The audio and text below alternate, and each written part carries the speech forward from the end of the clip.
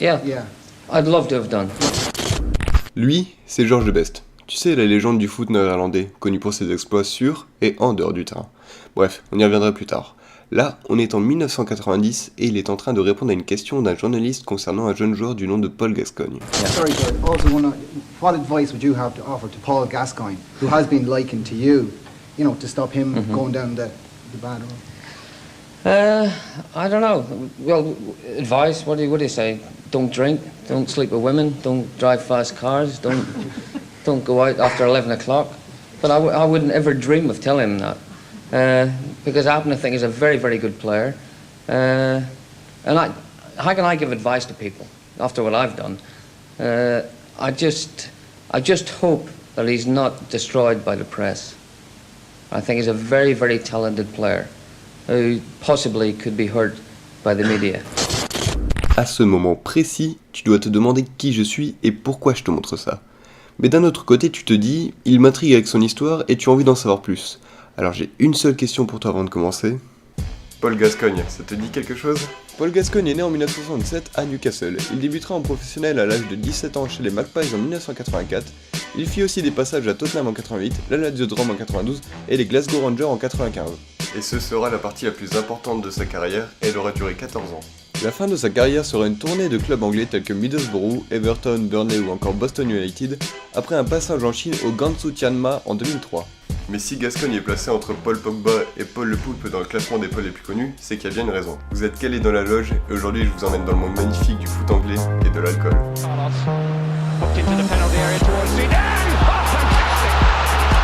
Heel goed naar Dennis Bergkamp, Dennis Bergkamp! Dennis Bergkamp neemt de bal aan! Dennis Bergkamp! Dennis Bergkamp!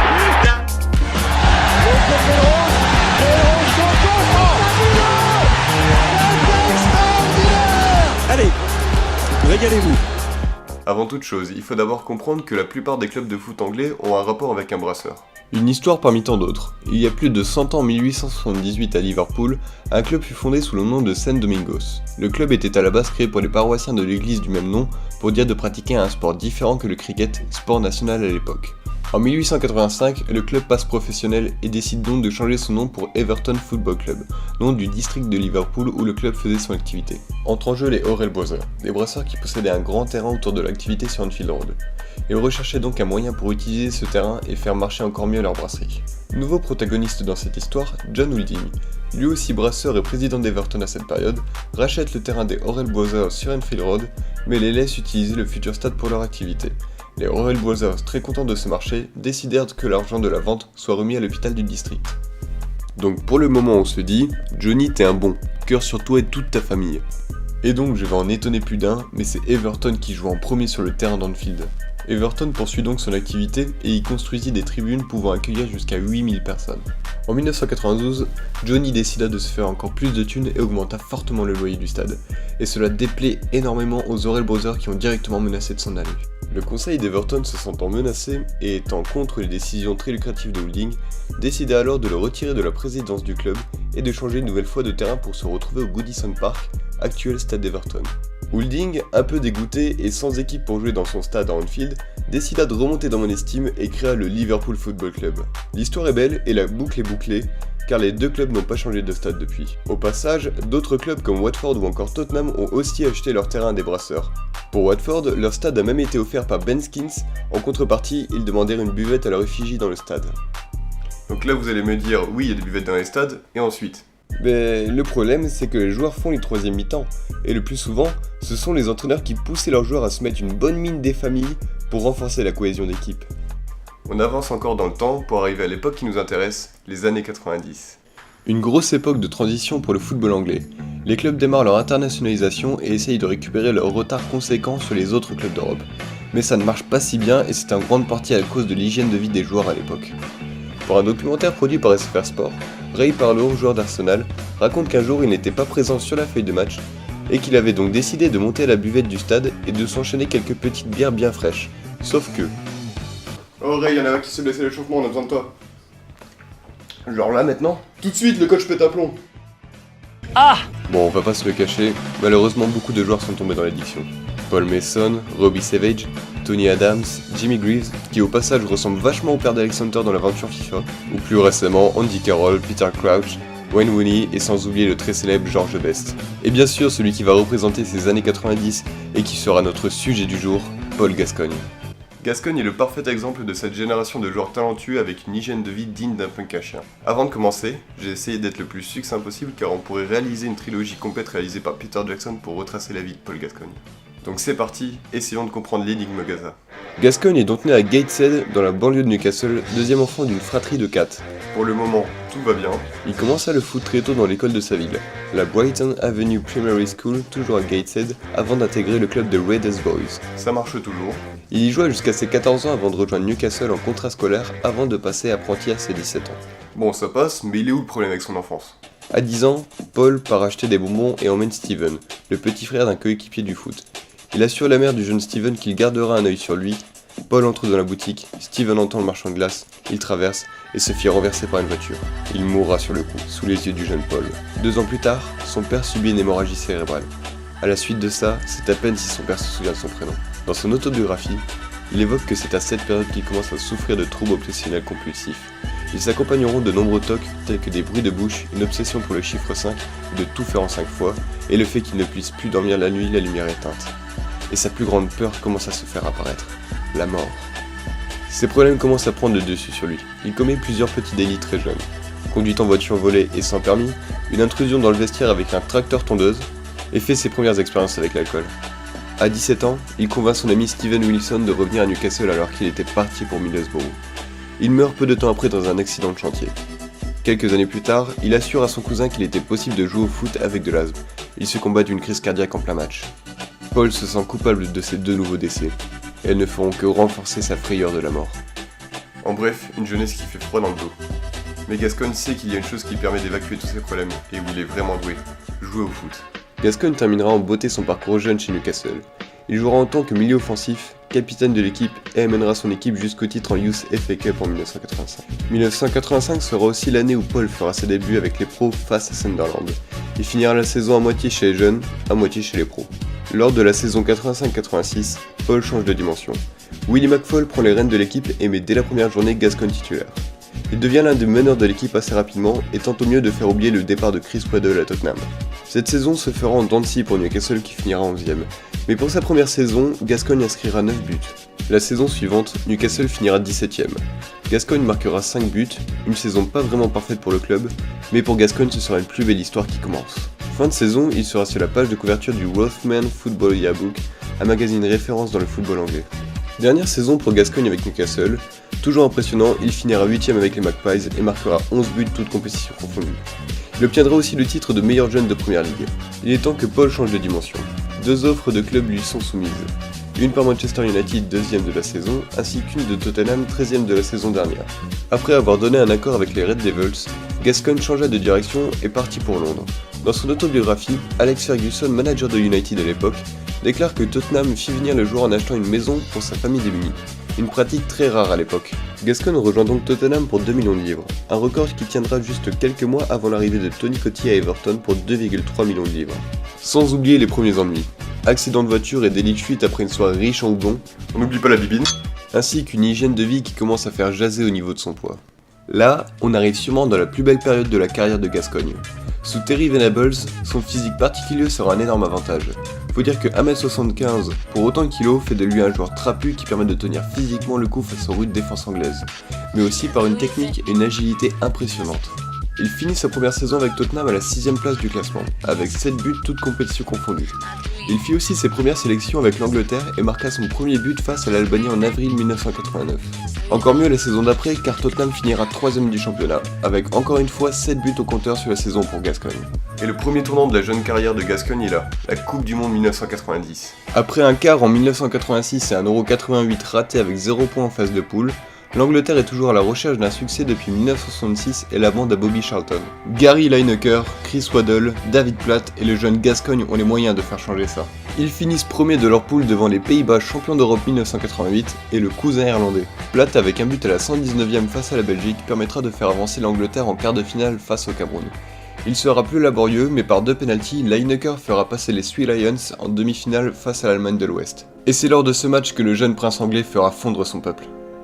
Les Allemands ouvrent le score à la 60e, Lineker répond à la 80e, prolongation. Gascoigne, déjà averti les précédents matchs, ne doit absolument pas prendre de jaune s'il veut jouer à la finale. La pression est trop forte pour lui, à la 99e, il craque, dans tous les sens du terme.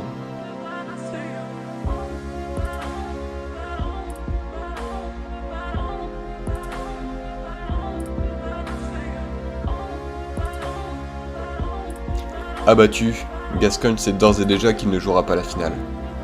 Derrière, l'Allemagne l'emporte au pénalty sur un raté de Chris Waddle. L'Angleterre finira 4ème après une défaite face à l'Italie dans une petite finale, tandis que l'Allemagne ira soulever la coupe. L'Angleterre sera quand même acclamée au retour et Gascoigne sera une révélation pour le monde entier après ce tournoi. Paul n'est plus Gascoigne, il est maintenant Gaza. Et il apprécie ça. D'ailleurs, il en profitera pour sortir un son plutôt lourd.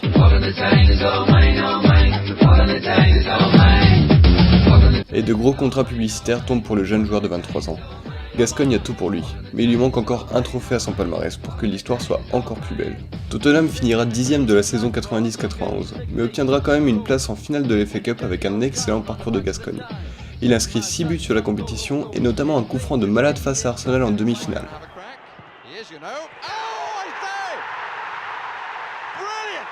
Avant la finale face à Nottingham Forest en mai, Gascoigne avait déjà prévu un départ à l'intersaison pour la Lazio de Rome. On parle d'un montant de 8 millions de livres, en gros 10 millions d'euros, et c'est déjà énorme à l'époque. Le record de transfert est détenu par Baggio et son arrivée à la Juventus pour 13 millions. Mais on va dire que tout ne s'est pas passé comme prévu. Tottenham gagnera la coupe, mais Gascoigne se fera les croiser à la 17ème minute de jeu. Le transfert à la Lazio est donc impossible. Blessure qui laissera quelques mois Gaza en dehors des terrains. Il aggrava même sa blessure lors d'une rixe en boîte de nuit qui lui fera rater toute la saison 91-92. L'histoire prendra aussitôt beaucoup de place dans la presse anglaise, même si le pays est en pleine récession. Gascoigne rattrape par la même occasion l'Euro 1992, qui fut complètement raté par l'Angleterre, dernière de sa phase de poule. Il finira quand même par rejoindre la capitale italienne en été 1992, et il sera accueilli comme il se doit. Gaza sera la star de l'équipe. Son caractère de rebelle attachant est très apprécié par les supporters de la Lazio. Le pape Jean-Paul II a même voulu recevoir Gascoigne. Au final, Paul sera absent. Mais niveau football, ce n'est pas pareil. Enchaînement de blessures, son hygiène de vie de plus en plus déplorable. Si le personnage de Gaza était très présent en dehors des terrains, il prenait de plus en plus de place sur le joueur. Il jouera 47 matchs pour 6 buts sous le maillot romain. Tu me diras, ça reste mieux qu'Abou Dhabi à Marseille, mais ce n'est pas le Paul Gascoigne que l'Angleterre a connu. Été 95, Gaza rejoint Ibrox Park et le Glasgow Rangers en Écosse. Les supporters sont très heureux et croient au retour du grand Gascoigne. Mais les dirigeants restent méfiants à l'idée de récupérer un joueur souvent blessé et souvent présent dans la presse à scandale. Au final, les deux seront servis. Il fera sa meilleure saison dès la première année à Glasgow, avec doublé Coupe Championnat. Au total, il marquera 30 buts sur 74 matchs lors de ses 3 années en Écosse. Mais surtout, Gaza retrouvera l'équipe d'Angleterre pour l'Euro 96. Première compétition internationale pour Gascoigne depuis ses larmes en 1990. Et Gascoigne fera du très lourd. Pourtant, l'histoire avait mal commencé au départ avec le scandale du dentist chair. L'équipe d'Angleterre avait enchaîné les beuveries lors de sa préparation en Espagne et Gascoigne sera le représentant de cette mauvaise campagne. Et voilà qui arrive un bel exemple du côté rebelle et attachant de Paul Gascoigne. Deuxième match de la compétition, l'Angleterre joue l'Écosse, le pays d'accueil de Gaza. 79e, il montre tout son génie.